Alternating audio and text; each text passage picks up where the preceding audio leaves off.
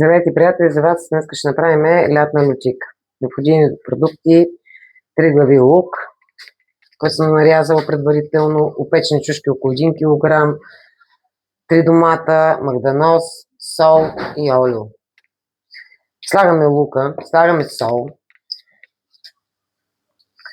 малко сол слагаме и почваме да го мачкаме много добре. След като го мачкаме лука да стане перфектно, хубаво мачкан, знаете, че за лютиката трябва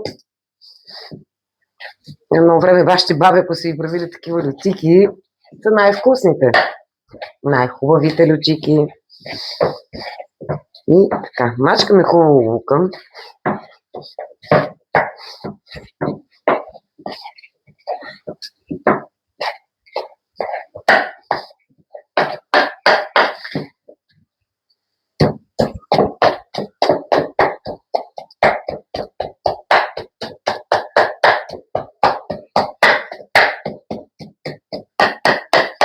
Защото, примерно, днешните деца не знаят какво е такава кълцана лютика, как се казва. Но ние знаеме нещо демек как да се израза, нали, по-голямото поколение знаеме, докато по-малото поколение не знае.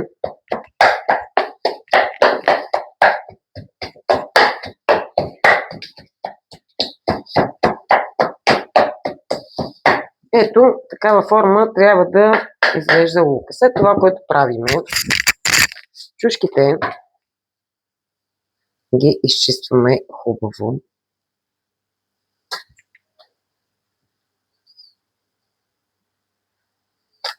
Така.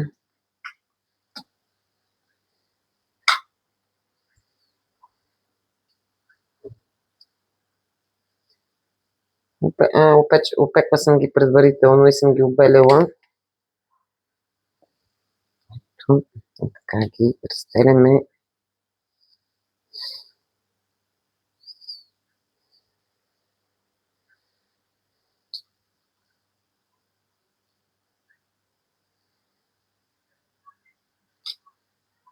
Не да ми разпространяваме и семките, защото не са окей.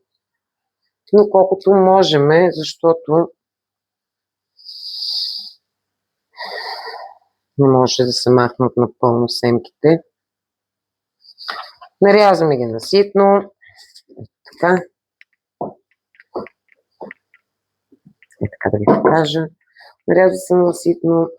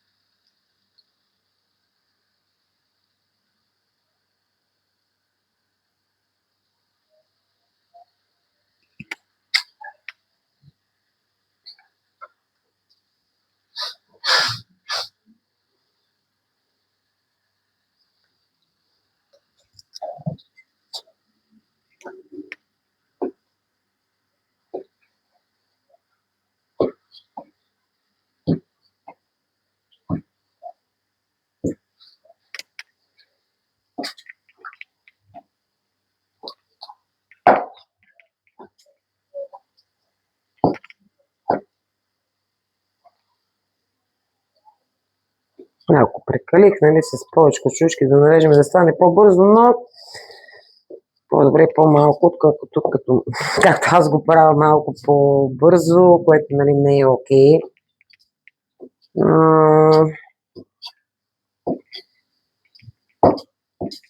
Който е нарязано, го слагаме тук. Така. Обелваме и остатъка от другите чушки и след като ги обелиме, също трябва да се скълцат.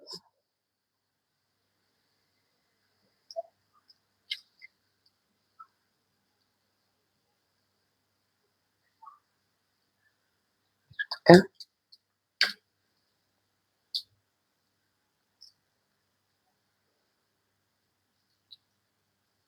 Вънка е много топло.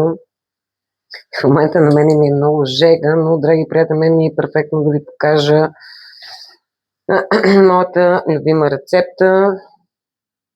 Ако ви хареса цяло, натиснете камбанката, натиснете ОК.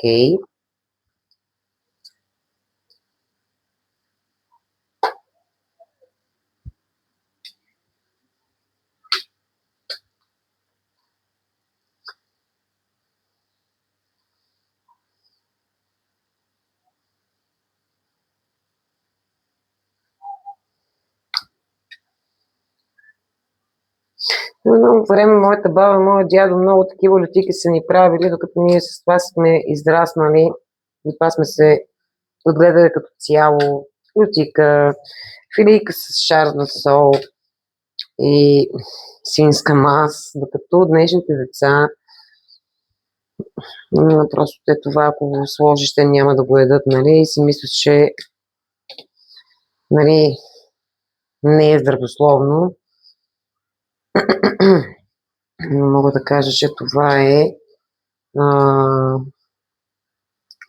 това, което аз съм израсла като дете и съм го запомнила, и затова ви го показвам, ви го правя, което на мен ми е голямо удоволствие да ви го направя, нали?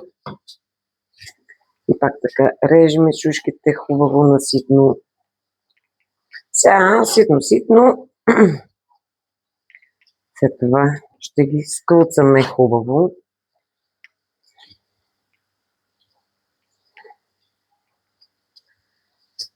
Така.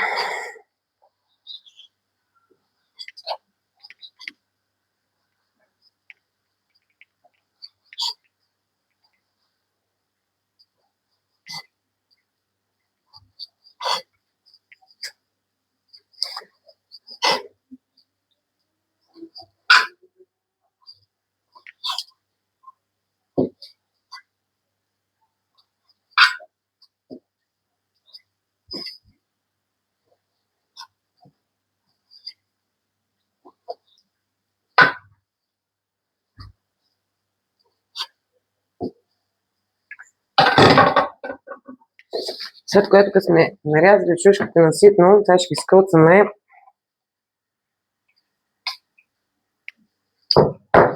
Само момент да се измия.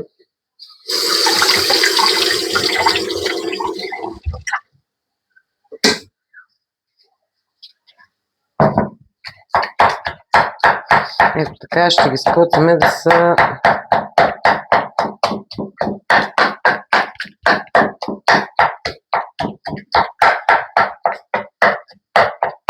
хубаво да се скълцат.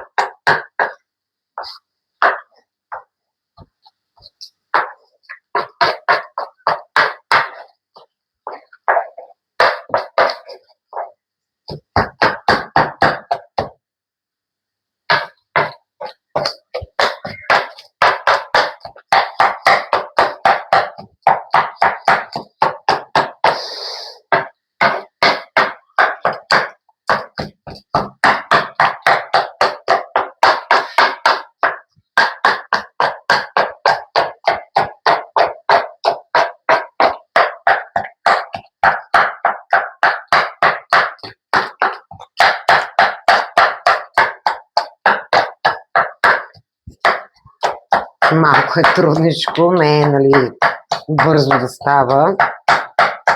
Всичко трябва да е накълцано много добре.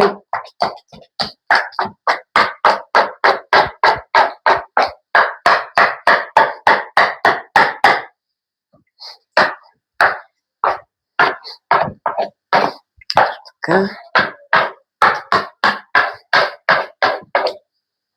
След което си взимаме опечения домат и го нарязваме на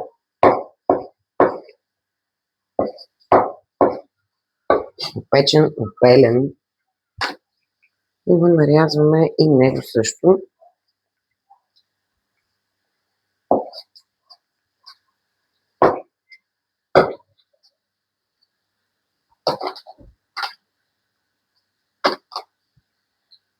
Тази също може да го наляме тук. Домата. Хубаво си нарязваме домата.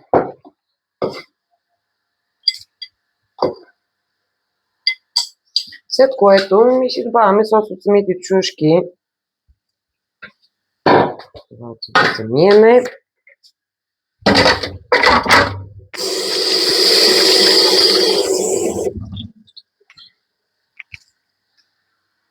След което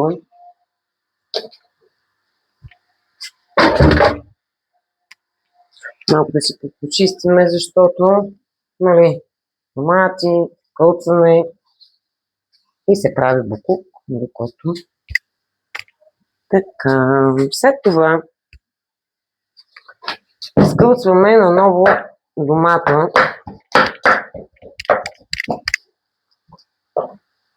Така.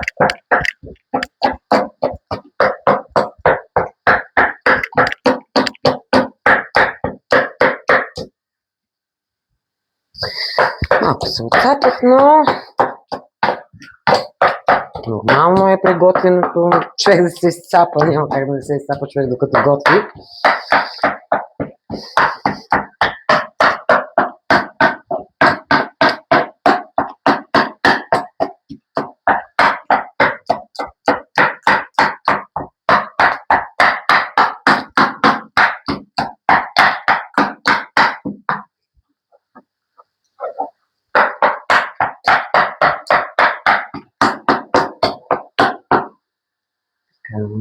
Сега сме скъсали домата. Слагаме малко олио. Така.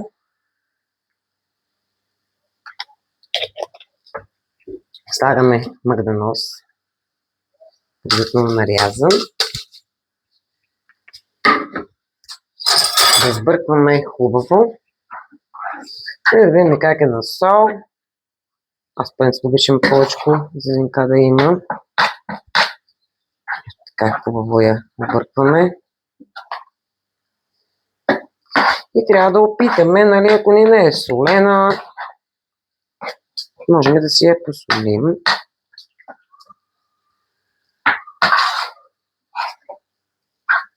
Така, драги приятели, ако ви е харесала моята рецепта, моята лютика, ударете един лайк, ударете камбанката до следващия път.